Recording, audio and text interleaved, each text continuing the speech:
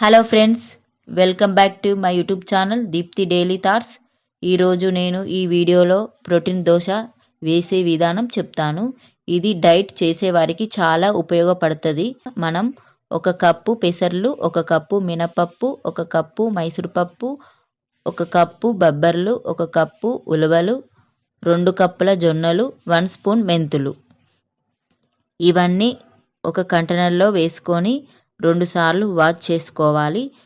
8 గంటలు నానపెట్టుకోవాలి. ఇవన్నీ మిక్సీ జార్లో వేసుకొని అందులో 3 పచ్చిమిరపకాయలు, చిన్న అల్లం ముక్క, తగినంత జీలకర్ర, కొన్ని వాటర్ వేసుకోవాలి. ఇవన్నీ మెత్తగా గ్రైండ్ చేసుకోవాలి.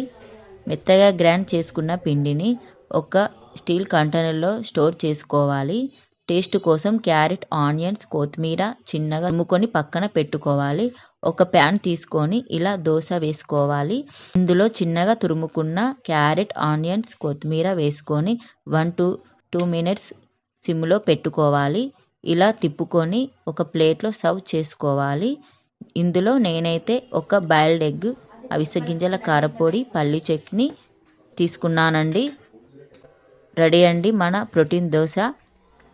ఇంకా మరికొన్ని ఇలాంటి వీడియోస్ కావాలనుకుంటే so please like, share, comment, subscribe to my channel. Thank you.